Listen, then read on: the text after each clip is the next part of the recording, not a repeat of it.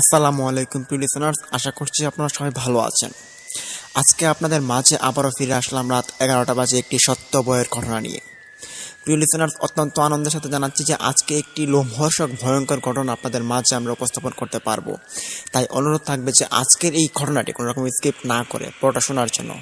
আশা করি আজকের এই ঘটনাটি আপনাদের অনেকটা ভালো লাগবে। চলুন কোনো প্রকার কথা না বাড়িয়ে আমরা আমাদের মূল ঘটনাতে চলে যাই। লিসেনার্স, আজকের এই ঘটনাটি আমাদেরকে ইমেল করে পাঠিয়েছেন একজন ভাই।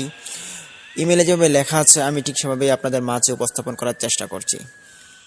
আসসালামু আলাইকুম প্রিয় লিসেনার্স, আশা করছি আপনারা সবাই ভালো আছেন। প্রথমে আমার পরিচয়টা আপনাদেরকে দিয়ে দিলে ভালো হবে। আমি ফরিদপুর জেলা থেকে নোয়াপাড়া গ্রামের জাহাঙ্গীর আলম বলছিলাম। আজকের এই ইমেলটি লেখার কারণ হচ্ছে আমার সাথে ঘটে যাওয়া 6 বছর আগের ঘটনাটিতে। এই ঘটনার পরিপ্রেক্ষিতে আমাদের পরিবারের সঙ্গে আমার সঙ্গে যে ঘটনাটির প্রভাব বিস্তার করে সেই ঘটনাটি নিয়ে আজকে আপনাদের মাঝে আসা। লিসেনার্স, ঘটনাটি যখন ঘটে আমাদের সঙ্গে তখনকার সময় ছিল 2018 সালের ডিসেম্বর মাসের মাঝামাঝি এই সময়টাতে। এটা বলা যায় 16 ডিসেম্বর কি 17 ডিসেম্বর এরকম একটা সময় ছিল। উক্ত ঘটনাটি আমাদের পরিবারের সঙ্গে মারাত্মক একটি ভয়াবহ রূপ নেয়। তখন শীত পড়ছিল, হালকা মৌসুমটা পড়েছিল, খুব অল্প অল্প করে শীতের আবহাওয়া চারিদিকে ছড়িয়ে পড়ছিল।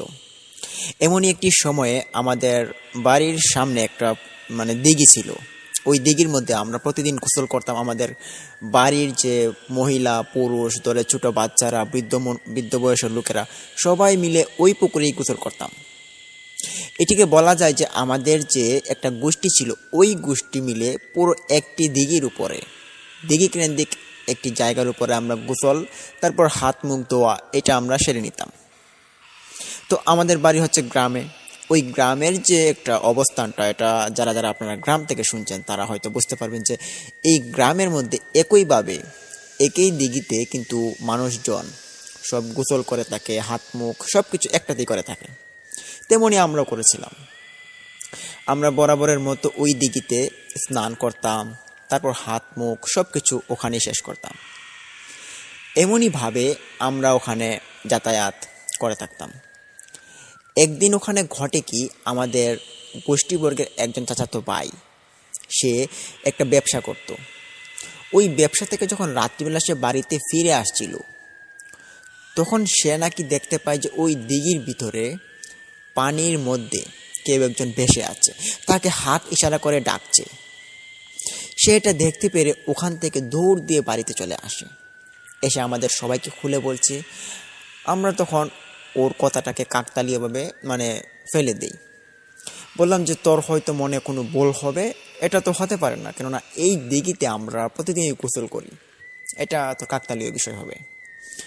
এই বলে তার কথাটাকে আমরা গুরুত্ব দেইনি, যদিও কথাটার প্রথমে আমরা গুরুত্ব দেইনি। পরবর্তীতে কয়দিন পর যেহেতু আমার বাবা, উনি এখনও বৃদ্ধ বয়স, প্রায় 65 কি 70 বছর এরকম হবে, তিনি তখন ওই দিঘির পাড়ে গেলেন এশারের নামাজ পড়ার জন্য। এশারের নামাজ ওখানে অজু করার পর তিনি মসজিদে যাবেন। আর আমার বাবার একটা পেশা ছিল যে তিনি দিঘির মধ্যে অজু করার পর তারপর তিনি হেঁটে হেঁটে যেতেন মসজিদে। মসজিদে গিয়ে তিনি অজু করতেন না, বেশিরভাগ বাড়ি থেকেই অজু করে চলে যেতেন। ঠিক তেমনভাবে তিনিও চলে গেলেন ওখানে অজু করার জন্য। তিনি যেই না অজু করতে নামলেন তখনই তিনি দেখতে পেলেন যে ওনার পা ধরে কেউ একজন পানি থেকে টান শুরু করে দিয়েছে। যদিও তিনি প্রথমে এটা ভেবেছেন যে কোনো মাছ বা কিছু সাপ টাপ হবে, কিন্তু সেটা মোটেও ছিল না। তিনি সাপ বা কোনো মাছ ভেবে প্রথমে তিনি এটাকে ছুটানোর চেষ্টা করেন, কিন্তু যখনই তিনি ওনার পায়ের নিচে হাত দেন, হাতটা যখন ওই বস্তুটার উপর তিনি নিক্ষেপ করেন, তখনই তিনি দেখতে পান যে যে জিনিসটাকে উনি ধরেছেন তার পুরোটা অঙ্গ একবারে কাটা কাটা আকৃতির হয়ে আছে।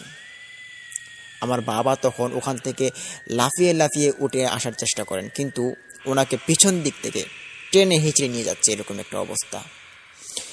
তিনি যথারীতিভাবে ওখান থেকে কুস্তাকুস্তি করে উপরে চলে আসেন আর চিৎকার চেঁচামেচি শুরু করে দেন। চিৎকার শুনে আমাদের গ্রামের যে ওই দিঘির পাড়ে যে বাড়িগুলো ছিল, তারপর আমাদের গোষ্ঠীবর্গের যে মানুষজন ছিল, তারা সবাই ওখানে যায়। গিয়ে দেখতে পারি যে আমার বাবার হাতের মধ্যে মানে কাটা কাটা আকৃতির বিঁধে আছে, এবং তার পায়ের মধ্যে যেমন কেউ শক্তভাবে ধরেছে এরকম একটা চিহ্ন বিশেষ। দেখতে পেরে সবাই অবাক হলাম। বাবাকে জিজ্ঞেস করা হলো, বাবা বলল যে এরকম এরকম ঘটনা ঘটেছে, যে দিঘির মধ্যে নামলাম অজু করার জন্য, কিন্তু আমাকে মনে হলো কেউ একজন টেনে ধরেছে। এই দিঘিতে হয়তো কোনো পিশাচ বা কোনো প্রেত ভর করেছে। এই পিশাচের মধ্যে সেদিনও আমার এক ভাতিজা বলল যে তার সঙ্গে মানে সে দেখেছে একটা খারাপ কিছু, আর আজকে আমার সঙ্গে ঘটেছে একটা ভয়ঙ্কর কাহিনী।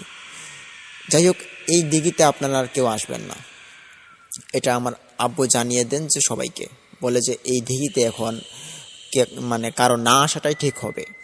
তো আমার বাবা ছিলেন ওই গোষ্ঠীর সবচেয়ে বড় ছেলে, আর যেহেতু উনি একটি সতর্কবার্তা দিচ্ছেন যে এটা একটা বিপজ্জনক একটি জায়গা হতে পারে, এর জন্য সবাই মেনে নিলেন যে এখানে আর কেউ আসবে না। যে কথা সে কাজ, একদিন 2 দিন 3 দিন চলে যাচ্ছে, কয়েকটা দিন কেউ এই দিঘিতে এসে আর গোসল করে না। যার যার মতো করে একটু দূরবর্তী স্থানে ওই দিঘিতে গিয়ে গোসল করে তারপর চলে আসে। এমনকি যে বাড়ির ভিতরে যে কল ছিল ওই কলের মধ্যে মহিলারা গোসল করে নিত। দিন যাচ্ছে, প্রায় 4 দিন 5 দিন চলে যাচ্ছে। হঠাৎ একদিন আমার ভাবি, তিনি ওনার বাপের বাড়ি থেকে আমাদের বাড়ি ফিরছেন। উনি যখন বাড়িতে আসছেন তখন দেখতে পেলেন যে ওই দিঘির কিনারায় কোনো একজন মহিলা কান্না করছে বসে বসে। ভাবি ওটা দেখার পর তিনি একটু কৌতূহলবশত ওই মানুষটার কাছে তিনি যাওয়ার চেষ্টা করেন। তিনি যখনই ওখানে হেঁটে হেঁটে যাওয়ার চেষ্টা করেন তখনই ওনার মনে হলো যে উনি মানে কোনো ভালো জিনিসের কাছে যাচ্ছে না। দেখবেন যে আমরা যদি কোনো ভালো কাজ করি এটা কিন্তু মনের ভিতরে আগে একটা সায় দেয়। তো উনি যে একটা খারাপ কিছুর সম্মুখীন হতে চলেছেন এটা ওনার মনে কিন্তু আগে থেকেই সায় দিচ্ছেন যে এখানে যাবেন কি যাবেন না। কিন্তু বাড়ির কাছে এরকম একটা যুবতী মেয়ে যদি দিঘির পাড়ে বসে কান্না করে সেটা কিন্তু একটু অন্যরকম দেখায়।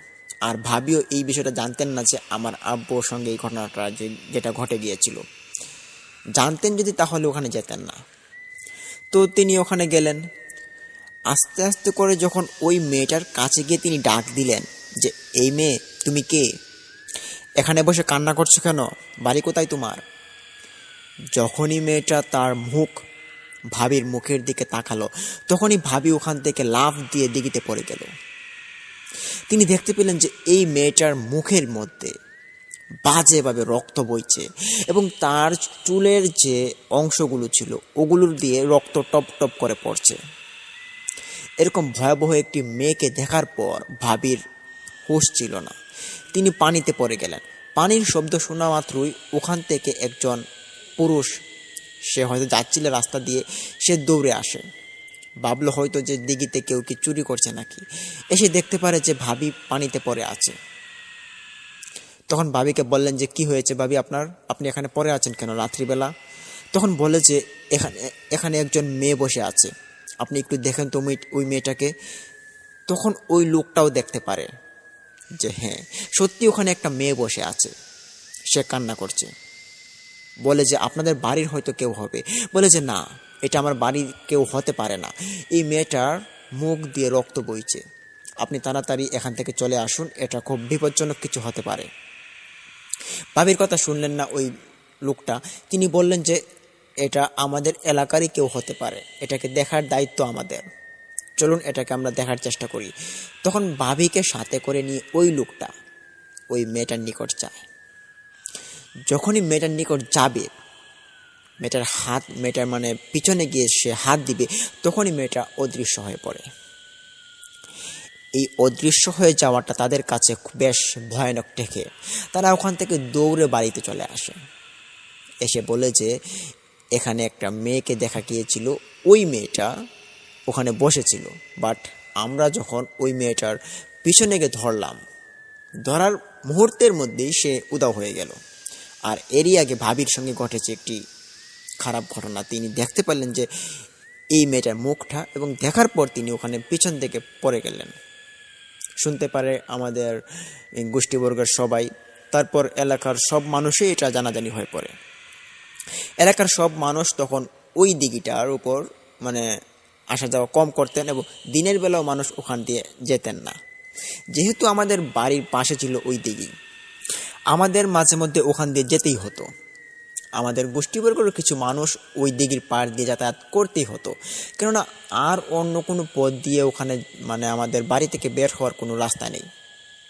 ওই দিঘির চারপাশে ছিল ঘন জঙ্গলের মতো আনারস গাছ, ওগুলো লাগানো ছিল, তারপর কাঁঠাল গাছ, মেহগনি গাছ, এরপরে আরও বলা যায় যে বনালতি গাছ, এরকম অনেক গাছ ওখানে ছিল একটা জঙ্গলের মতো। দিঘির দুপাশ বড় জঙ্গল এবং একটা ছোট দুজন মানুষ হেঁটে যাওয়ার মতো একটা রাস্তা। একদিন হয় কি, রাত্রিবেলা আমাদের একজন মেহমান, এটা আমার ফুফাতো বোন ছিল এবং তার সঙ্গে তার স্বামী, ফুফাতো বোন এবং ফুফাতো বোনের স্বামী, তারা দুজন আমাদের বাড়িতে বেড়াতে আসবেন। তাদের সঙ্গে আমাদের খুব ভালো মিল ছিল, যার কারণে তারা আমাদের বাড়িতে বেড়াতে আসবেন। এসেছেন বাস স্ট্যান্ডে, নোয়াপাড়া বাস স্ট্যান্ডে এসেছেন। এসে ফোন দিয়ে বললেন যে আমরা তো বাস স্ট্যান্ডে এসেছি, আপনারা একটু আসলে আমাদের ভালো হতো। তখন আমাকে পাঠান আমার আব্বু, বলেন যে তুই যা, গিয়ে ওদেরকে নিয়ে আয়। তখন আমার আব্বু আমাকে যাওয়ার সময় এটাও বলে দেন যে ওই দিঘির পাড় দিয়ে যখন যাবি তখন সূরা পড়তে যাবি এবং খুব সাবধানে লাইট অন করে তারপর যাবি, আর যদি কিছু দেখিস তাহলে না দেখার মতো করে চলে যাবি। এসব বিষয়ে কোনো দিন কোনো রকমের কৌতূহলবশত জাগিস না, তাহলে নিজের কাল হয়ে দাঁড়াবে। আব্বুর কথা আমার মাথায় রাখলাম। আমি বাড়ি থেকে বের হয়ে আসলাম। ওই দিঘির পাশ দিয়ে যাওয়ার সময় আমি একটা জিনিস লক্ষ্য করতে পারি। যদিও তখন রাত ছিল প্রায় 8:30, এশারের নামাজ শেষ প্রায়। শীতের দিন, কিন্তু এশারের নামাজটা অনেক আগেই শেষ হয়ে পড়ে। তখনও ওই রকমভাবে এশারের নামাজটা শেষ হয়ে যায়, মানুষ আর নেই, সব কিছু যেমন নির্জন অবস্থা হয়ে আছে। আমি যাচ্ছি, তখন আমি লক্ষ্য করতে পারি যে একটা গাছ, বিশেষ এটা মেহগনি গাছ ছিল, অনেক মোটা, বেশ পুরনো গাছ। ওই গাছের উপরে কেউ একজন মানুষের মতো ওখানে ঝুলছে। এটা আমি দেখতে পেরে ওখানে আমার বুকের ভিতরটা একটু কেঁপে উঠে, কাঁপাটা ছিল খুব ভয়ানক। আমি এটা দেখেই ওখান থেকে এক দৌড় দিই। তবে দৌড় দিয়ে আমি বাড়ির দিকে যাইনি, আমি দৌড় দিয়ে বাস স্ট্যান্ডের কাছে যাওয়ার চেষ্টা করি, আমি রাস্তায় ওঠার চেষ্টা করি। তো আমি দৌড় দিয়ে রাস্তায় উঠে পড়ি এবং পিছন দিকে তাকিয়ে আমি জুড়ে জুড়ে হাঁফাতে থাকি এবং ভাবছি যে আমাদের এই দিঘিটার মধ্যে কি এমন এক কাহিনী হলো যার কারণে পিশাচে ভরে গিয়েছে আমাদের দিঘিটা। এটার কি কোনো মীমাংসা হতে পারে না? এটা ভাবতে ভাবতে আমি আস্তে আস্তে করে বাস স্ট্যান্ডের নিকট এগোচ্ছি। তখন আবারও একটি কল আসলো। কলে বলল যে আপনি কোথায় ভাই? আমরা তো বাস স্ট্যান্ডে দাঁড়িয়ে আছি। বললাম যে তাড়াতাড়ি আসছি আমি। তো যথারীতি আমি ওখানে গেলাম, গিয়ে তাদেরকে আমি হ্যান্ডেল করলাম। তারপর তাদেরকে নিয়ে আমি বাড়িতে আসার জন্য আবার রওনা দিই। বাস স্ট্যান্ড থেকে আমরা আস্তে আস্তে যখন ওই দিঘির কিনারায় আবারও চলে আসি, তখন যে আমার দুলাভাই ছিল, ফুফাতো বোনের জামাই ছিল, তার পায়ে কিছু কাদা ছিল। সে বলল যে আমার পায়ের যে কাদাগুলো ওটা একটু ধুয়ে নিই। তখন লাইট ছিল হাতে, ওই লাইটটা ধরে তারা ভাবলো যে ওই দিঘিতে নেমে পায়ের কাদাটুকু ধুয়ে নেবে। আমি তখন বললাম যে এই দিঘিটা ভালো না, এই দিঘিতে আপনারা নামবেন না, আপনারা চলুন, বাড়িতে টিউবওয়েল আছে, ওখানে আপনারা হাত মুখ ধুয়ে নেবেন। তো যদিও তাদের সঙ্গে আমার প্রথম দেখা এবং তারাও আমাদের বাড়িতে আগে আসেনি এই কয়দিনের ভিতরে, এর জন্য এই ঘটনাটা তারা জানেন না। তাদেরকে এক মুহূর্তের ভিতরে আমি যে সব ঘটনাটা খুলে বলবো, এটা কোনো পরিস্থিতি ছিল না। তারা আমাকে বললো যে আরে ভাই, তুমি কোন যুগে পড়ে আছো, ছাড়ো তো এসব কথাবার্তা। তখন আমার ফুফাতো বোনকে বললো যে তুমি লাইটটা ধরো, আমি পাটা ধুয়ে নিই। লাইট ধরলেন আমার ফুফাতো বোন এবং ধুলাভাই কী করলেন, ওই দিঘির ঘাটে নামলেন পা ধোয়ার জন্য। যখনই তিনি দিঘিতে একটা পা দিবেন, তখনই তিনি দেখতে পান যে ওই দিঘির পানিটা একটা অদ্ভুত রকম একটা ঢেউ খেললো। পানির ঢেউ দেখে তিনি ওখান থেকে লাফ দিয়ে উপরে উঠে পড়লেন এবং আমাকে বলছেন যে কী ব্যাপার ভাই, দেখো তো কোনো বাতাস নেই, ওখানে ঢেউ খেললো কেন? তখন আমার আর বুঝতে বাকি রইল না। আমি বুঝতে পারলাম যে এটা কোনো পিশাচ বা কোনো পানিবন্দী জিনের কারণ বশত এই পানির ঢেউটা খেলেছে। আমি তখন দুলাভাইকে বললাম যে এটা ভাই কোনো ভালো লক্ষণ না, এটা একটা খারাপ লক্ষণ, আপনি প্লিজ বাড়িতে চলুন, আপনাকে আমি সব কিছু খুলে বলছি। তিনি তখন বলে যে না, এটা হতে পারে কোনো মাছ বা কোনো সাপ বা কোনো ব্যাঙ হবে যে এটা পানিতে ঢেউ তুলেছে। তারাও আমি পাটা ধুয়ে নেই, পায়ের মধ্যে প্রচুর ময়লা লেগে আছে, এই অবস্থায় যদি তোমাদের বাড়িতে উঠি তাহলে কিন্তু বুঝই তো। এই বলে আমাকে তিনি আবার দিকে থেকে নামলেন। তখন আবারও আমার ফুফাতো বোন সে লাইট অন করলো। তিনি গিয়ে নামার সাথে সাথেই আমরাও দেখতে পারি যে ওনার পায়ের মধ্যে কিছু একটা চেপে ধরে। তার আঙুল ছিল 3টা, ওই 3টা আঙুলের মধ্যে নখ ছিল খুব লম্বা লম্বা। 3টা নখ এতটাই লম্বা যেটা আমাদের প্রায় 4-5 ইঞ্চি হবে এরকম একটা আয়তন। এই নখওয়ালা আঙ্গুল দিয়ে সে একটা পায়ের মধ্যে চেপে ধরেছে। আমার দুলাভাই তিনি ওখানে দাঁড়িয়ে চিৎকার শুরু করে দিলেন। আমার ফুফাতো বোন সে দৌড় দিয়ে ওখান থেকে পালালো। কোনো লাইট নেই, আমার হাতে থাকা মোবাইলটা ওখান থেকে পড়ে গিয়েছে আমার হাত থেকে। জায়গাটা একদম নীরব এবং অন্ধকার হয়ে গিয়েছে। আমি তখন দুলাভাইকে বললাম যে আপনি তাড়াতাড়ি উপরে চলে আসুন। তিনি তখন বলছেন যে, চিৎকার করে বলছেন যে আমি তো আসতে পারছি না, আমাকে প্লিজ এখান থেকে এসে তুলো, তাড়াতাড়ি তুলো, তাড়াতাড়ি করো। কিন্তু আমারও যে কিছু করার ছিল না, ভয়ে আমার বুকটা কেঁপে যাচ্ছিল। কি করব কিছুই বুঝতে পারছি না। এত চিৎকার চেঁচামেচির পরও কিন্তু ওই দিন কোনো মানুষজন আসছে না। এটা দেখে আরও ভয় লাগছে।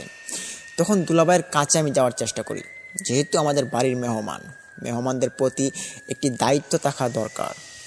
ওনার হাতে গিয়ে আমি ধরি। যখনই ওনার হাতে আমি ধরলাম, আমি বুঝতে পারি যে ওনার হাত আমাকে টেনে নিয়ে যাচ্ছে পানির দিকে।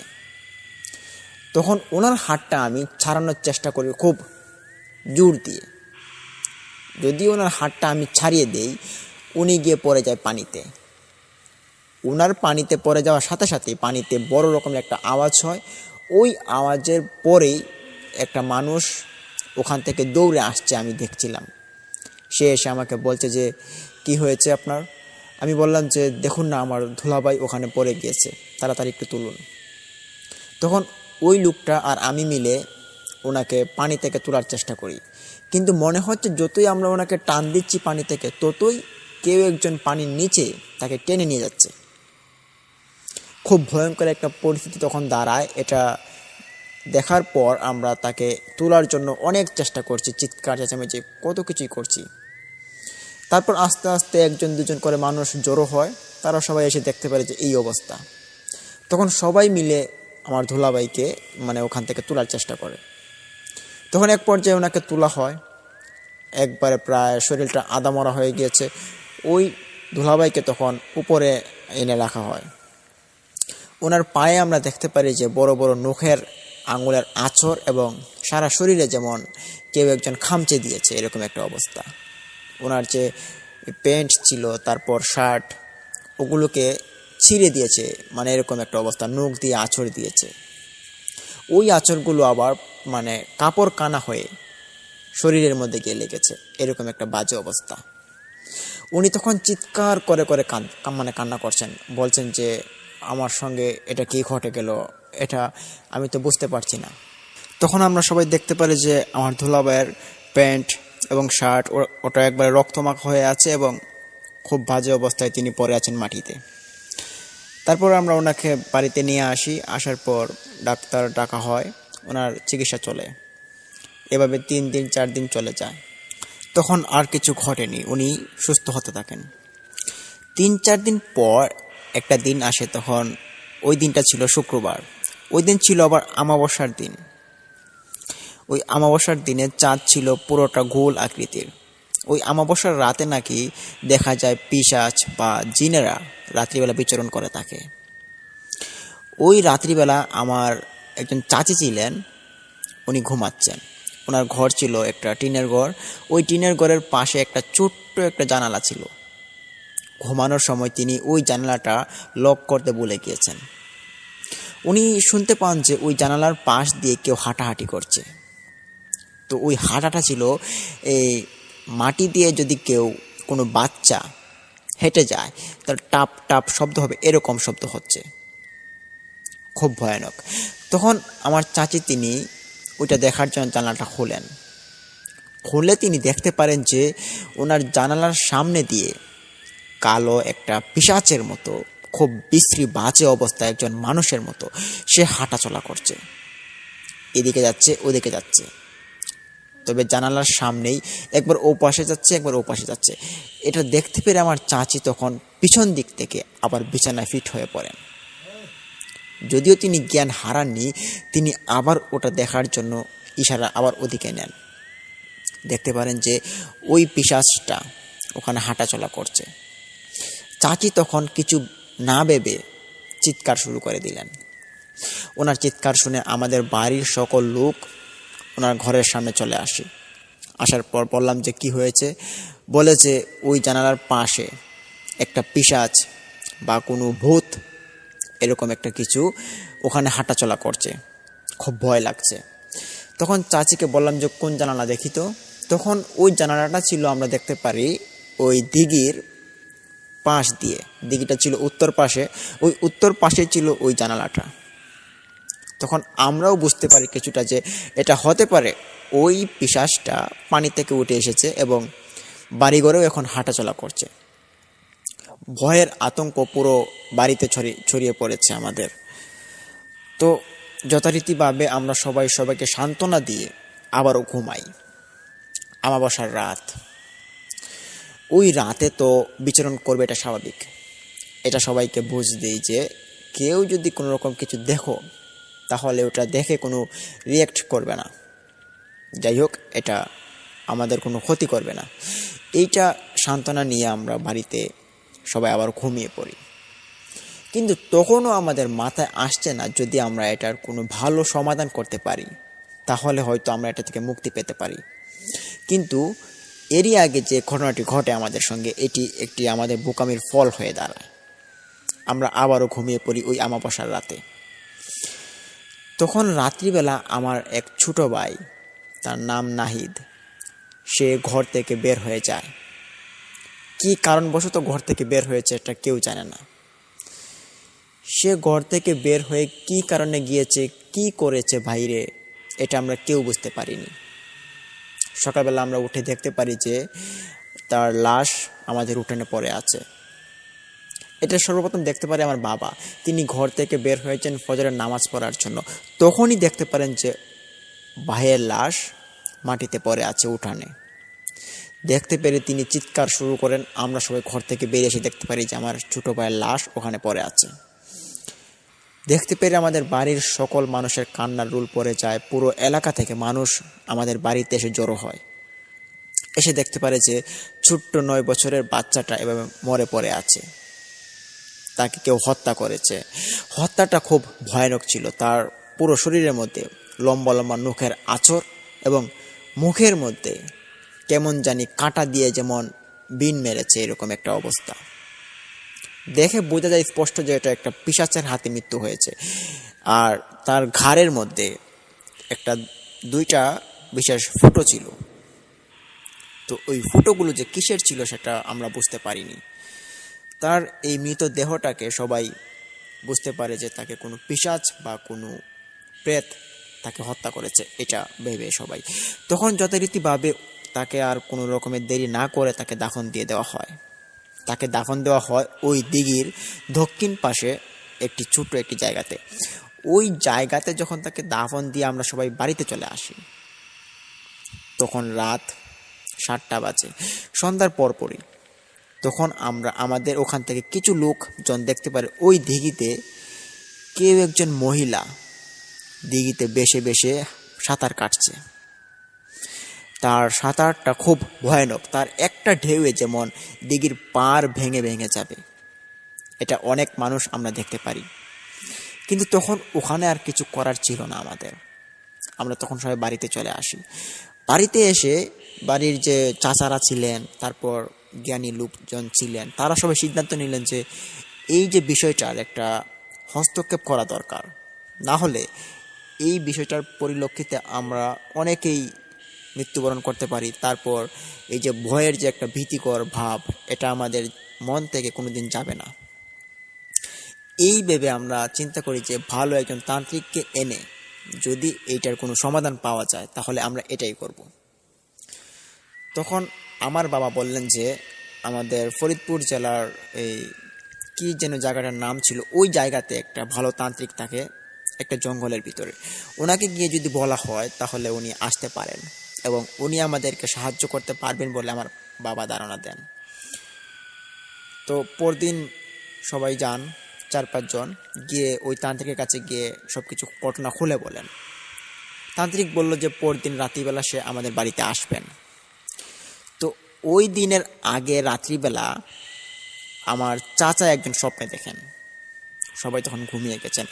চাচা স্বপ্নে দেখেন যে একটা পিশাচ রূপী মানুষ এসে তাকে বলছে যে তোরা এই কাজটি কোনোভাবেই ঠিক করিসনি, তোরা তান্ত্রিকের কাছে গিয়েছিস ভালো কথা, তোরা আমাকে কেন এখান থেকে সরিয়ে দেওয়ার চেষ্টা করছিস? আর তোদের যে ছেলেটাকে মেরেছি এটারও যথেষ্ট কারণ রয়েছে। আমি কাউকে এমনিতে হত্যা করি না, যে আমার জন্য উৎপেতে থাকে আমি তাকে হত্যা করি।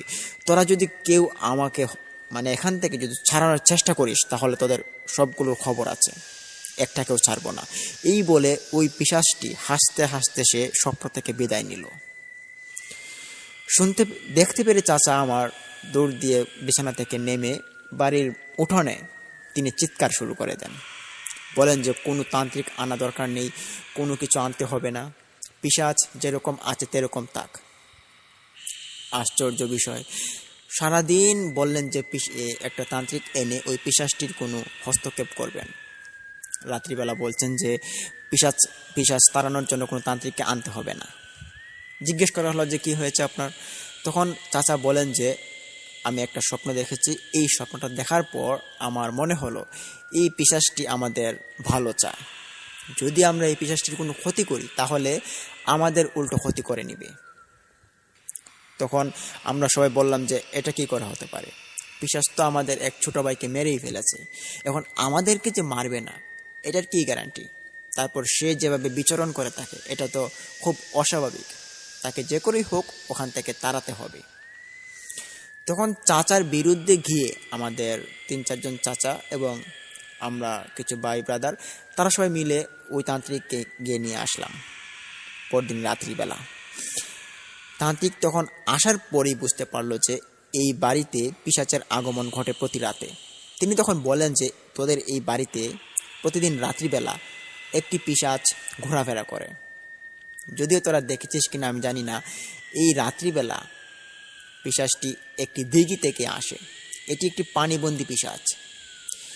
এই পানিবন্দী পিশাচকে কেউ একজন ওই পানিতে ছেড়ে দিয়েছে, যার কারণে তোদের এরকম ক্ষতি করছে।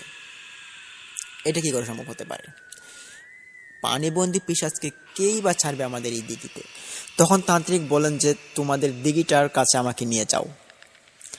আমি এবং আমার চাচা মিলে ওই তান্ত্রিককে দিঘির কাছে নিয়ে যাই। গিয়ে আমাদের ওই দিঘিটাকে দেখালাম। তিনি দিঘিটা দেখে তিনি বুঝতে পারলেন যে এই দিঘিতে পিশাচের বসবাস আছে। এমনকি তিনি এটাও বলেছেন যে এই দিঘিতে 3টি পিশাচ বিরাজমান, আর এই পিশাচগুলো প্রায় আজ থেকে 3 বছর আগ থেকে এখানে বিচরণ করে আছে। বিষয়টা আমাদের কাছে একটু কৌতূহলী মনে হলো। আমরা বললাম যে আমরা তো 3 বছর ধরে এই ক্ষতির সম্মুখীন না, আমরা এই ক্ষতির সম্মুখীন প্রায় 1 মাস ধরে। তো 3 বছর ধরে থাকলে তো আমরা বুঝতে পারতাম আগে। বলে যে না, 3 বছর আগে ওই পিশাচগুলো এই দিঘিতেই ছিল, এখনো আছে। তবে কোনো এক কারণবশত পিশাচগুলো তোদেরকে ভয় দেখানোর বা তোদের ক্ষতি করার চেষ্টা করছে। যাই হোক, এই পিশাচগুলোকে এখন এখান থেকে যদি না তাড়াস তাহলে তোদের পরবর্তীতে কোনো ক্ষতি হতে পারে বড় রকমের। আমরা কোনো রকমের ক্ষতি চাইনি। আমরা তান্ত্রিককে বললাম যে আপনি যে করেই হোক এই পিশাচগুলোকে এখান থেকে তাড়িয়ে দিন। তখন তান্ত্রিক বলল যে আমি কালকে রাত্রিবেলা আসব, ততক্ষণ সবাই সাবধানে থাকবেন এবং সবাই যার খেয়াল রাখবেন, আর এই দিঘির পাড়ে কেউ আসার চেষ্টা করবেন না। আর আজকে যেহেতু আমার এখানে আগমন ঘটেছে, আপনাদের কোনো ক্ষতি হতে পারে, এটা আপনারা সাবধানে থাকবেন। এই বলে তান্ত্রিক চলে গেল আমাদের মাঝ থেকে। তখন তান্ত্রিক শুধু চলেই যায়নি, আমাদেরকে একটি ভয়ের মধ্যে ফেলে দিয়ে চলে গেলেন। আমাদের পরিবারের সকল লোক, আমাদের গোষ্ঠীবর্গের সকল লোক, ওই দিঘির পাড়ে যতগুলো ভারী করছিল তারা সবাই চিন্তিত হয়ে পড়েন যে তান্ত্রিক এটা কি কথা বলে গেল। আমাদের আজকের রাতে যদি ভয়াবহতার শিকার হতে হয় তাহলে তো এটা একটা খারাপ দিক বোঝায়। তো এখন আমাদের কি করা উচিত? তান্ত্রিক যেহেতু কালকে আসবেন, আমাদের কাল পর্যন্ত ওয়েট করতে হবে। আমরা তখন আর কিছু বলিনি, আমরা সবাইকে বললাম যে আপনারা সবাই সাবধানে থাকবেন, আর আজকে ঘর থেকে কেউ বের হবেন না। এই বয়ে সকল ঘরের যে লোকজন ছিল তাদেরকে সবাই বলে দেওয়া হয়েছিল। যথারীতিভাবে সবাই ঘর লাগিয়ে এশারের আজানের আগেই সবাই ঘুমিয়ে পড়ে, তান্ত্রিক যাওয়ার পরপরই। তারপর ওই রাতে কার সঙ্গে কি ঘটেছে এটা আমি বলতে পারবো না, তবে আমাদের সঙ্গে যে কি ঘটেছে এটা আমি বলতে পারবো। আমরা সবাই মিলে ঘরবন্দি হয়ে বসে আছি। যদিও রাত 7টা-8টার সময় ঘুম আসে না, প্রায় রাত 10টা-11টা বাজে তারপর ঘুম আসে। তো এতক্ষণ আমাদেরকে বসে থাকতে হবে এবং এই বিষয়টা নিয়ে আমরা একটু কথাবার্তা বলছিলাম। তখন আমাদের বাড়িতে 2জন মেহমান ছিল, ফুফাতো ভাই ছিল, তার বোন ছিল, তো আরও 2-3জন ছিল, আমাদের পরিবারের লোকজন ছিল। সবাই মিলে এই বিষয়টা নিয়ে আমরা আলাপ আলোচনা করছিলাম, ভূত বিষয়ে, জিন বিষয়ে, প্রেত বিষয়ে। কথা বলতে বলতে হঠাৎ আমরা শুনতে পাই যে আমাদের ঘরের পিছন দিয়ে 2-3জন লোকের মতো টপ টপ টপ করে হেঁটে হেঁটে যাচ্ছে। বেশ মনে হলো এটা বাচ্চারা যেভাবে হাঁটলে তাদের খালি পায়ের শব্দটা যেরকম হয় এরকম শব্দ। আমরা শুনতে পেরে ভাবলাম যে কি ব্যাপার। সবাইকে বলা হলো যে রাত্রিবেলা যাতে ঘর থেকে কেউ বের না হয়। এখনও দেখো যে রাত্রিবেলা মানুষ ঘর থেকে বের হচ্ছে। জোর গলায় ঘর থেকে বললাম যে কে আপনারা?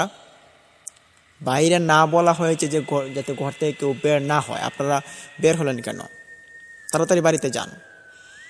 আশ্চর্য বিষয়, কেউ কোনো শব্দ বা কোনো কথার উত্তর দিচ্ছে না। এটা দেখতে পেরে আমার খুব রাগ ওঠে। আমি ওখানে দেখার জন্য দরজাটা এক পলক খুলেই আমি যা দেখতে পারি সেটা দেখার জন্য আমি মোটেও প্রস্তুত ছিলাম না। আমি প্রায় এক চোখ বের করি দরজার ফাঁক দিয়ে এবং আরেক চোখ আমার ঘরের ভিতরে। এই অবস্থায় আমি দেখতে পারি যে 3জন যে লোক ছিল তারা কোনো মানুষ নয়, তারা খুব প্রেত্তরের মতো দেখা যাচ্ছে, একবারে বাজে অবস্থা, এবং শরীর থেকে যেমন রক্তের বন্যা বইছে। কিন্তু অদ্ভুত বিষয়, রক্তের বন্যা বইছে শরীরে, মাটিতে এক ফোঁটা রক্ত পড়ছে না। এগুলোকে কি বলা যায় এটা আমি বলতে পারবো না। পিশাচ কিনা প্রেত এটা বলা অসম্ভব। তাদের আকৃতি খুব ভয়ানক। দেখতে পেরেই আমি দরজাটা আবার লক করে দিই এবং আমার বুকটা দরফর দরফর করে কাঁপা শুরু করে। আমার এই কাঁপনি দেখে ঘরের ভিতরে থাকা লোকজন আমাকে জিজ্ঞেস করে কি হয়েছে, বাইরে কে? আমি তখন কিছু বলতে পারছি না, আমার যেমন গলার দম টাইপের বন্ধ হয়ে আসছে। দেখতে পেরে আমার মা আমাকে 1 গ্লাস পানি দিলেন। পানি পান করে ওখানে একটু বসে খুব জোরে জোরে নিঃশ্বাস নিচ্ছি। মনে হচ্ছে যে আমি একবারে শেষ হয়ে যাচ্ছি, এরকম একটা অবস্থা। ভয় যে এতটা মারাত্মক হতে পারে এটা যদি আমি না দেখতাম তাহলে আমি বুঝতাম না। তখন সবাই আমার দিকে তাকিয়ে চুপ থাকে।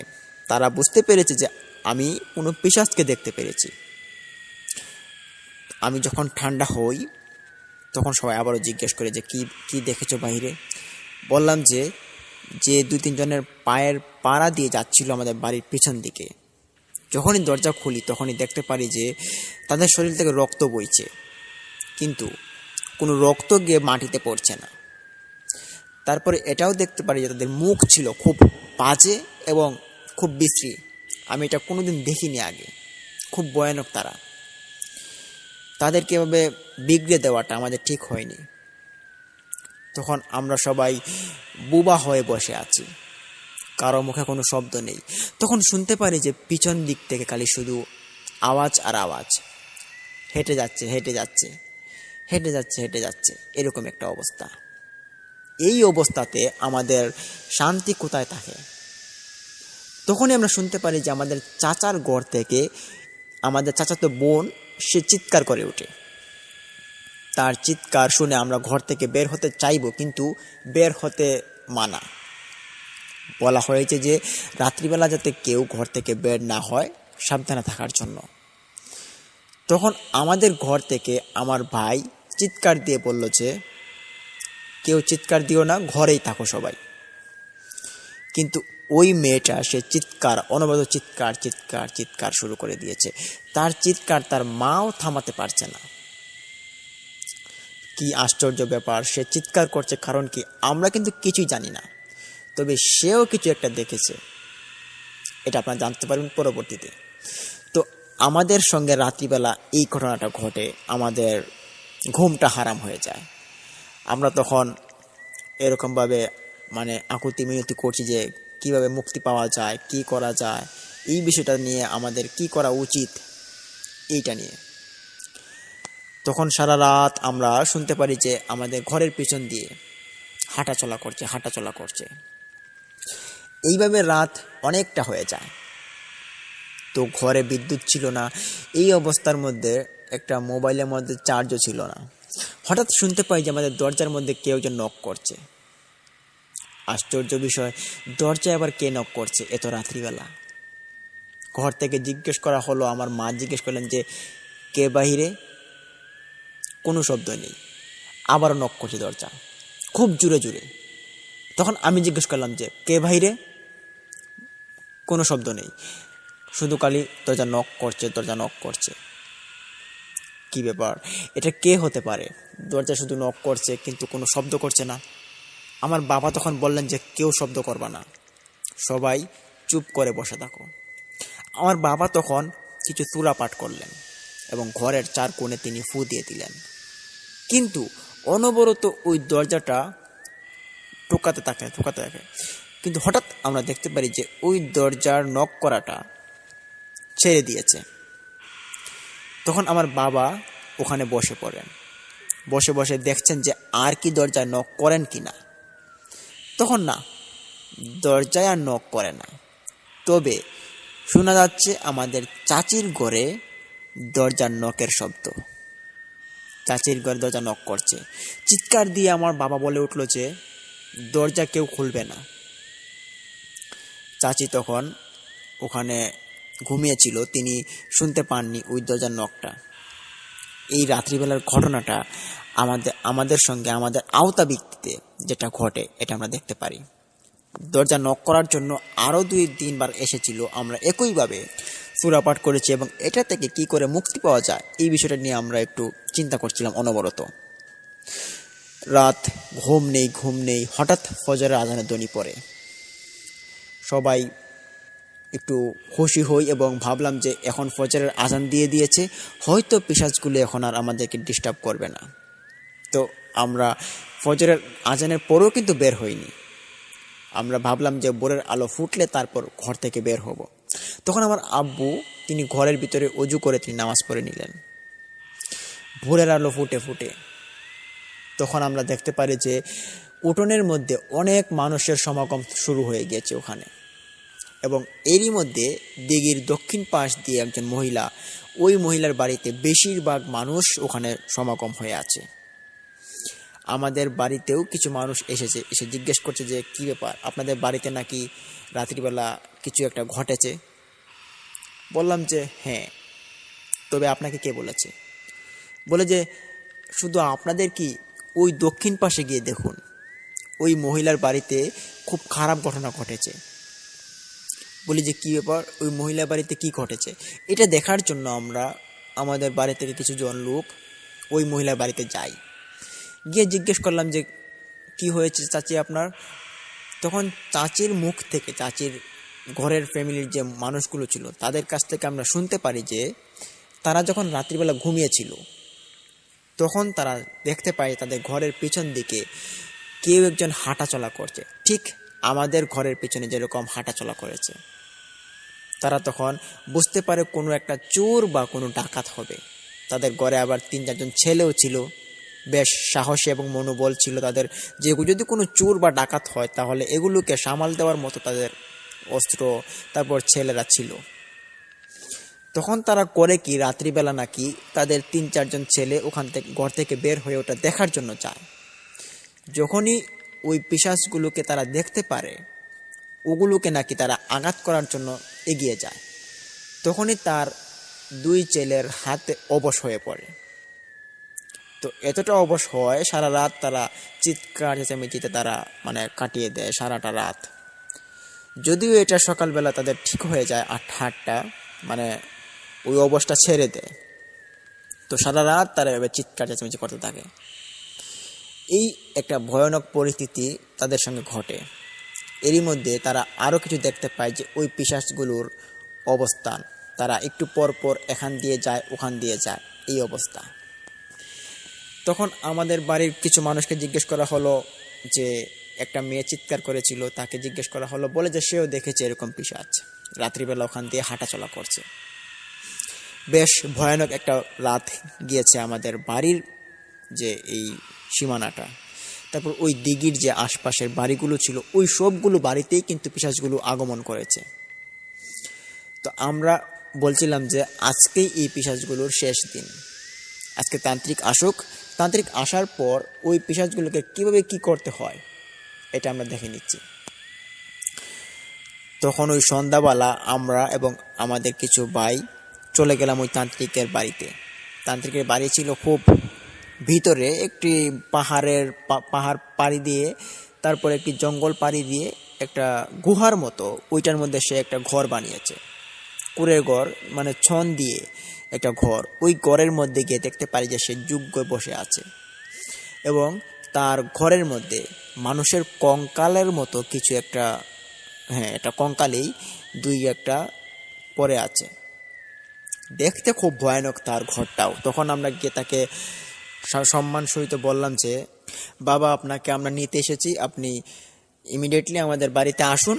আর আমাদের যে পিশাচ বাড়িতে, এগুলো কালকে খুব ভয়ানক রূপ নিয়েছে কালকে রাত্রিবেলা, তো এগুলোকে আপনি একটু ছাড়ানোর চেষ্টা করুন, এগুলোকে তাড়িয়ে দেওয়ার চেষ্টা করুন, তাড়াতাড়ি চলুন, আমাদেরকে সাহায্য করুন।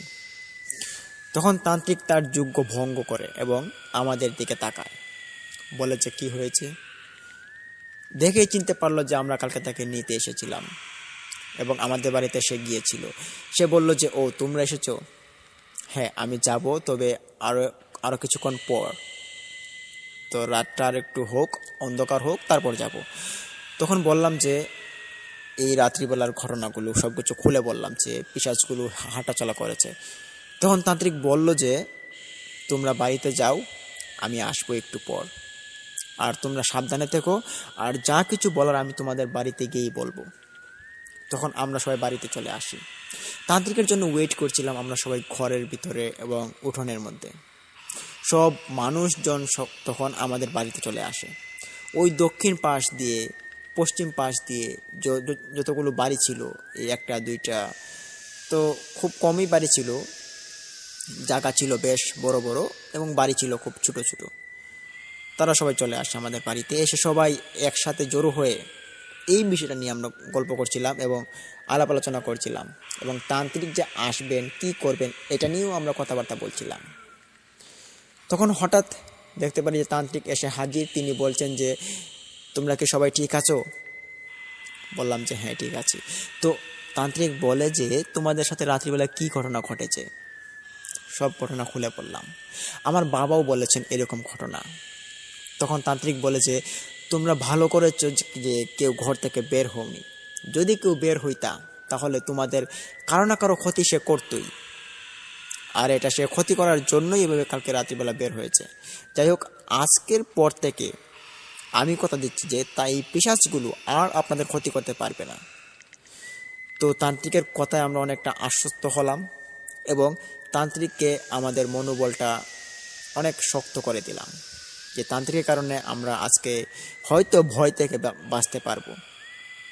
তখন তান্ত্রিকের জন্য আমরা একটা চেয়ার নিয়ে আসি ঘর থেকে, তাকে বসতে দিই। সে বসে কিছু ব্যাগ থেকে কিছু তার প্রয়োজনীয় জিনিসপত্র বের করে নেয়।